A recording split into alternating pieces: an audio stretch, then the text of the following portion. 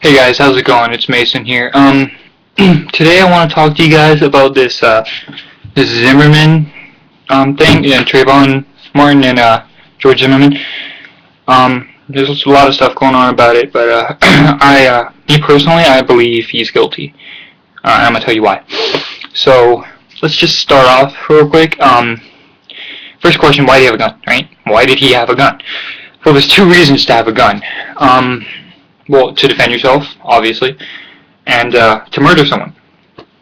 There's probably more, but those are usually what it is. You murder someone to have a gun and to protect yourself from other people. I don't think Zimmerman really had it to murder anyone. It probably really was for self-defense. Okay, so this is how the story goes for him, according to Zimmerman. He was walking out with, he had his gun like right here in his jacket, and Trayvon, he walks out. He has his candy, and I think he has some stuff, and then George sees him, and he's like, well, this kid looks suspicious. Okay, fair enough. Maybe he was looking suspicious. Maybe he was like having it, looking around. I don't know, something. He made him look suspicious. Okay, that's fine. So he started following him. Now, what do you do when someone follows you? There's two things. Again, there's the you could see that someone's following you, get a little creeped out, and then walk away or run. But that wouldn't be too smart, because if someone's following you, they're following you for a reason. And if you run, then obviously, they're gonna think you're up to something because you're running. So yeah, that's one. You could try and get away, which would probably have been smarter in his case, but too late. Or you could turn around and grow a pair and just say, "What are you doing? What's your problem? Why are you following me? Why?" Which I think that's what he did. That's what Trayvon did. So let's say that's what happened, right? George's story was Trayvon came at him without him even knowing he was coming at him, got him. This I don't know. George Zimmerman is obviously bigger, but this guy comes up at him without George even knowing, grabs him, starts wrestling with him, somehow gets him on the ground. How is a big guy like George gonna let this guy who's smaller than him get him on the ground? If someone came up to me, because I'm pretty big, if someone came up to me smaller than me, right? Smaller than me, came up to me, wrestled me, I would probably get him on the ground instead of him getting me. Because it was in the front. He got him some. I don't know how he did it, but that's his story. He came up and surprised him. So he somehow got him on the ground, and his story was he was smashing his head into some concrete. If you look at his face, if you look at the back of his head, he has little scratches.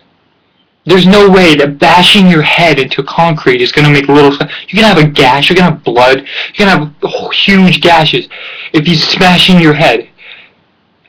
Okay, what would be the point? Why would he be doing that, first of all? Why would he just randomly grab George Zimmerman and smash his head? Okay, there's many reasons why he could do it, but so he was smashing his head into the ground. And George, and then okay, so his story, there was a 911 police call, and it was him saying help, right? And here's how it went. It was like, help, help,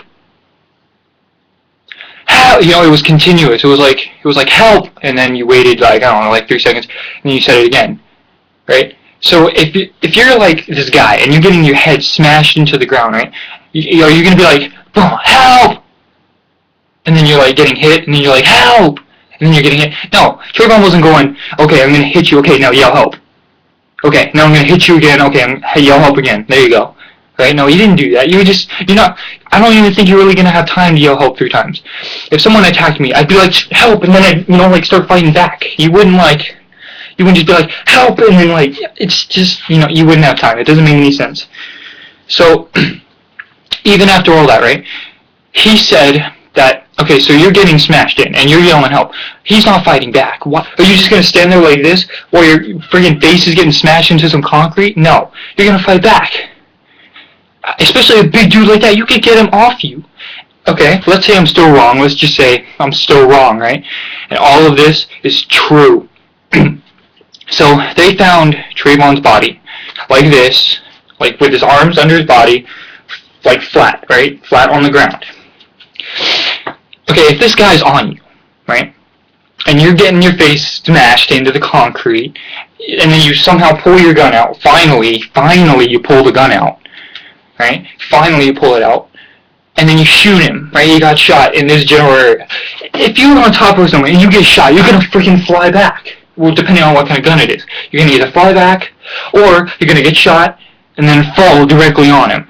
There's no way you're gonna freaking, like, okay, so he fell on him, right? He fell on Zimmerman, because if he flew back, he wouldn't be found like this if he was on his back. So he's laying on him, and what would you do if some dead guy was laying on you? Would you, like, obviously if his body was like this, he would have to, like, nudge him out, like, all careful like, and then put his arms under and then lay him down? No, you're gonna throw him off you. There's a dead guy on you. You're gonna throw him off and freak out. Okay? Now let's say I'm still wrong. Let's say he was nice and he did that and then pushed his arms in and did all that, right? Or somehow landed like that. I don't know. Okay? If you're on top of someone and you're smashing their head in, and some dude pulls a gun out and shoots you, isn't there gonna be blood? If you're on top, obviously it's going to go this way, and there's going to be blood, and then it's going to drip on you. There's going to be some sort of form of blood. And especially if he falls on you, there's obviously going to be blood all over his clothes. There was not one drop of blood on the gun, or on Zimmerman's body, or clothes. How? So what, he just, like, shot him and then moved out of the way quickly while he was on top of him? Just like, bam, oh, no, dead. No. He was like this, shot him. There's no way he would have to, like, push him. There's no way you could get out that fast. No way. Okay? It just, here's what I think happened, right? It just doesn't make any sense. Zimmerman saw Trayvon, you know, he thought he looked suspicious, fair enough, sure, whatever. So he started following him, right? He was following him, Trayvon saw the guy. I mean, I would do the same. I'd turn around and be like, dude, what's your problem? You know, why are you following me? There's no purpose for you following me. So, Zimmerman took this as an excuse to, like, he was like, okay, I can get this guy. So he provoked him. He was like, okay, come on, get me. He did something to make him provoke. So Trayvon started walking towards him. He pulled the gun out. He was like, oh, no, heck no. I got this. Or to get the scratches, they actually got into a wrestle, right, and knew he was getting his butt kicked, and then push him and pull the gun out, right? That's how he got those, you know, wrestling. Because the witnesses said they heard wrestling. They heard shouting, arguing, and then wrestling. And then a gunshot. So they were wrestling, arguing, wrestling, and then Zimmerman got away, pulled the gun out, and was like, what now? I got a gun. And then Trayvon was like, okay, you know, I'm screwed right now. I can just back away. And then that's when he yelled for help. That's when he was like, help, help. You know, obviously it wasn't like that, but he was like, help. You know, like, freaking help me. I'm gonna, you know, possibly get shot. And then Zimmerman just shot him. And, yeah, that's honestly, that's what I think happened. We'll never know, to be honest. It could, you know, I mean, it sucks because he could be guilty, and then, you could let a guilty man go free into the world again, and that's very dangerous. It happens all the time, but yeah, he could have, you know, or he could be, not guilty, and then set a free man go, you know, and then that's also great. But he's gone, and he's back out there, so it's whatever. I mean, I just wanted to tell you guys that because it makes sense. I mean, his story makes no sense. It's complete bullcrap. I mean, look at it. It doesn't make any sense. I just wanted to share the video for you guys to share my thoughts. But yeah, okay, this is educational, hopefully, for you guys. Alright, man, I gotta go. Bye.